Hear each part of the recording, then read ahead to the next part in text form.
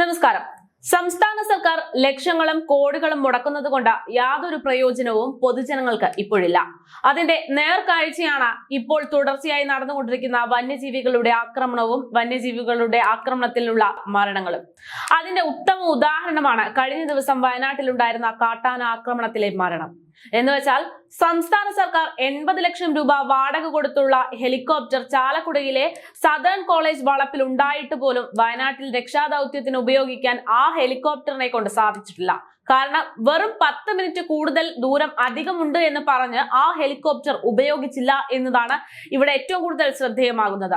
വ്യോമദൂരം കണക്കിലെടുത്താൽ കോയമ്പത്തൂരിൽ നിന്നും 40 മിനിറ്റിൽ വയനാട്ടിലെത്താൻ കഴിയുമെങ്കിലും ചാലക്കുടിയിൽ നിന്ന് 50 മിനിറ്റ് വേണ്ടിവരും. ഹെലികോപ്റ്ററിൽ നിന്ന് സീറ്റുകൾ അഴിച്ചുമാറ്റി സ്ട്രക്ചർ ഘടിപ്പിക്കാൻ 2 മണിക്കൂർ അധികം വേണ്ടിവരുമെന്നെല്ലാം പറഞ്ഞുകൊണ്ട് തടസ്സം പറഞ്ഞായിരുന്നു ഉദ്യോഗസ്ഥർ ഈ ഒരു രക്ഷാപ്രവർത്തനത്തിന് മുൻകൈ എടുക്കാതിരുന്നത്.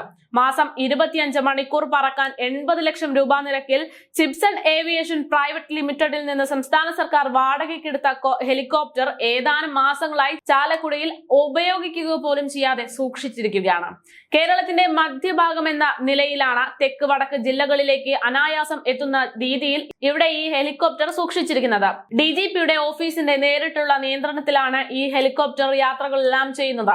VIP യാത്രകൾക്ക് വേണ്ടിയാണ് വാടകയ്ക്ക് എടുത്തതെങ്കിലും മെഡിക്കൽ ആവശ്യങ്ങൾക്ക് ഈ ഹെലികോപ്റ്റർ പലതവണ ഉപയോഗിച്ചിട്ടുണ്ട്, ഇനി ഉപയോഗിക്കുമെന്നെല്ലാം സർക്കാർ വാദിക്കുന്നുണ്ട്. അപ്പോഴാണ് കഴിഞ്ഞ ദിവസം വെറും 10 മിനിറ്റിന് പേര് പറഞ്ഞുകൊണ്ട് ആ ഹെലികോപ്റ്റർ ഉപയോഗിക്കാതിരുന്നതും അതുവഴി ഒരു മനുഷ്യന് ജീവൻ ഇല്ലാതായതും.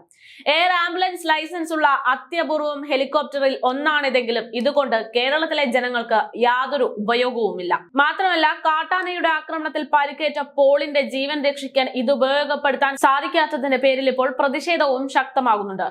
എന്നുവെച്ചാൽ സർക്കാർ ചെലവിൽ മാസവാടകയ്ക്ക് എടുത്തു വെച്ചിരിക്കുന്ന ഹെലികോപ്റ്റർ ഒരു അത്യാവശ്യ ഘട്ടത്തിൽ പോലും ഉപയോഗിക്കാൻ സർക്കാർ തയ്യാറാകുന്നില്ല എന്നതാണ് ഇതിൽ നിന്ന് വ്യക്തമാകുന്നത്.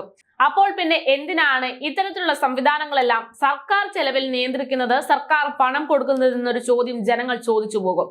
മുഖ്യമന്ത്രിക്ക് മാത്രം സുരക്ഷ മതി എന്നാണെങ്കിൽ സാധാരണക്കാരന്റെ ജീവന് പോലും ഒരു വിലയും നൽകാൻ സർക്കാരിന് സാധിക്കുന്നില്ല എങ്കിൽ മാസാമാസം 80 ലക്ഷം രൂപ പൊതുഖജനാവിൽ നിന്ന് എടുക്കാതെ അത് സ്വന്തം കീശയിൽ നിന്നെടുത്ത് ഈ ഹെലികോപ്റ്ററിന് നൽകാൻ മുഖ്യമന്ത്രി തയ്യാറാകണം. കാര്യം, ലക്ഷങ്ങൾ പെൻഷൻ കിട്ടുന്ന ഭാര്യയാണ് മുഖ്യമന്ത്രിയുടേത്. മുഖ്യമന്ത്രിക്ക് സ്വന്തം കീശയിൽ നിന്ന് പണം ഇറക്കാൻ മടിയുണ്ട് എങ്കിൽ ഈ ഭാര്യയുടെ പെൻഷൻ തുകയെടുത്ത് ഈ ഹെലികോപ്റ്ററിന്റെ പണം അടയ്ക്കുകയും ചെയ്യാം. അല്ലാതെ സാധാരണക്കാരുടെ ജീവന് യാതൊരു വിലയും കൽപ്പിക്കാതെ സഹായിക്കാൻ മുന്നിട്ട് നിൽക്കാതെ ഇത്തരത്തിൽ പൊതുഖജനാവിൽ നിന്ന് പണമെടുത്ത് ഈ ഹെലികോപ്റ്ററിന് വാടക നൽകേണ്ട ആവശ്യമില്ല എന്നൊരു അഭിപ്രായം ഇപ്പോൾ ഉയരുന്നുണ്ട്. വയനാട്ടിൽ ഒരു മാസത്തിനിടയിൽ തന്നെ 3 മരണത്തോളമാണ് കഴിഞ്ഞ ദിവസം ഉണ്ടായിരിക്കുന്നത്. ഇന്നും വയനാട്ടിൽ കടുവ ആക്രമണം ഉണ്ടായിട്ടുണ്ട് എന്ന റിപ്പോർട്ടുണ്ട്.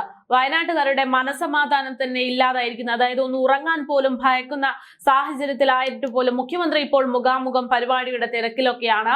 ഇക്കാര്യങ്ങളൊന്നും ശ്രദ്ധിക്കുന്നില്ല, അല്ലെങ്കിൽ ഇക്കാര്യങ്ങളൊന്നും പരിഗണനയിൽ വെക്കുന്നില്ല എന്നതും മറ്റൊരു വിരോധാഭാസം തന്നെയാണ്. എന്തായാലും മുഖ്യമന്ത്രിയുടെ ഈ ഹെലികോപ്റ്റർ വിഷയവും ജനങ്ങളുടെ സുരക്ഷയും എല്ലാം മുഖ്യമന്ത്രി ഏതെങ്കിലും കാലം തന്റെ ഭാഗത്തു നിന്നുണ്ടായിരിക്കുന്ന അശ്രദ്ധ കൊണ്ടാണ് എന്ന് മനസ്സിലാക്കുമെന്ന് കരുതുന്നു.